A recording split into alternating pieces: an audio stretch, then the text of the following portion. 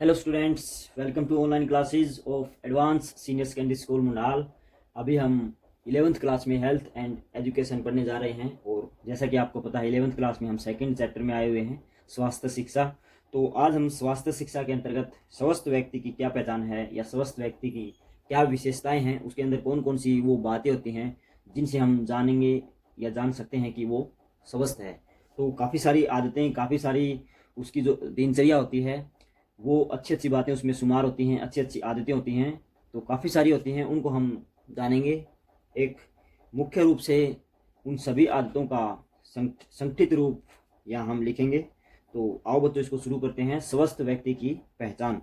तो सबसे पहले यही है कि स्वस्थ व्यक्ति अंदर से खुश होता है, बाहर से भी खुश होता है, तो वह सदा खुश रहता है। नंबर 1 पर हम यही लिखेंगे, स्वस्थ व्यक्ति की पहचान। क्योंकि अगर वह पूर्ण रूप से स्वस्थ है तो ऑटोमेटिक ही उसका शरीर अंदर से एक खुश रहेगा, प्रसन्नता उसमें झलकेगी। तो सदैव प्रसन्न रहेगा। तो स्वस्थ व्यक्ति सदैव प्रसन्न रहेगा, खुश रहेगा। नंबर 2 क्या है, अगर व्यक्ति स्वस्थ है तो सीधा सा अर्थ यही है कि उसे कोई रोग नहीं है, वह निरोगी है। तो किसी रोग का न होना भी स्वास्थ्य का अंग होता है। तो कोई स्वस्थ व्यक्ति को कोई रोग नहीं होता। तो स्वस्थ व्यक्ति रोगी नहीं होता, उसे किसी प्रकार की कोई बीमारी नहीं होती। नंबर 3, अगर वह रोगी नहीं है तो वह सारे कार्य, सभी कार्य अच्छे से कर सकता है। तो सभी कार्य अगर सही रूप से करेगा तो उसको कोई थकान नहीं होगी। तो यह भी उसकी स्वस्थ दिनचर्या का अंग है। तो थकान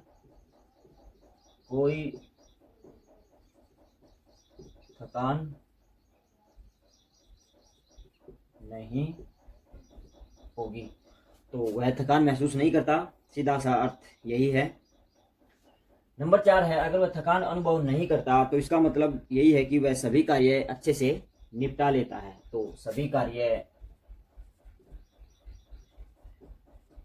जो एक एवरेज व्यक्ति कर सकता है, शारीरिक हो चाहे मानसिक, तो वह सभी कार्य आसानी से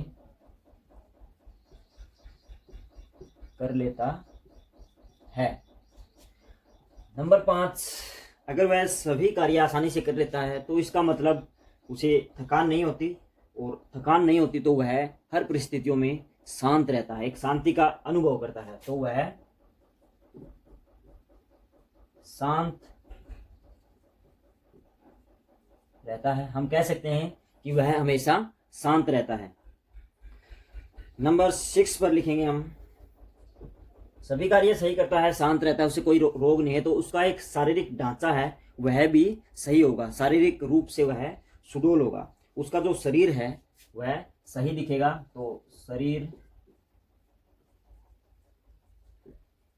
सुडौल होगा क्योंकि उसको रोग नहीं है, वह अच्छा फिजिकल वर्क कर रहा है, शांत रहता है, खुश रहता है। तो निश्चित रूप से ही उसका शरीर सही होगा, फिट दिखेगा वो। एक प्रकार से हम कह सकते हैं सुडौल, इसका अर्थ है ना ही कमजोर और ना ही अधिक मोटा। तो यह एक सही अवस्था है हमारे शरीर की, सुडौलता। तो शरीर सुडौल रहेगा। नंबर 7 पर हम लिखेंगे, अच्छा कार्य करने के बाद व्यक्ति को, हमने पढ़ा था कि आराम की जरूरत होती है, तो उसको अच्छी नींद भी आएगी। एक अच्छी नींद आना भी स्वास्थ्य का प्रतीक है, क्योंकि कभी कभी नींद नहीं आती तो वह एक बीमारी होती है। तो अच्छी नींद आती है, स्वस्थ व्यक्ति को अच्छी नींद आती है। नंबर 8 पर हम लिखेंगे, उसका जो कद है, जो ऊंचाई है उसके शरीर की, कद और भार, उसमें एक आनुपातिक सम्मिश्रण होगा। अर्थात उसका जो भार है वह आयु के अनुसार ही या कद के अनुसार ही बढ़ेगा। ऐसा नहीं है शुरू शुरू में ही उसका कद कम है और वह अधिक मोटा हो जाता है, ये एक बता लगता है, वह सुडौलता को प्राप्त नहीं होगा। तो उसका हम कह सकते हैं आयु, कद व भार में अनुपातिक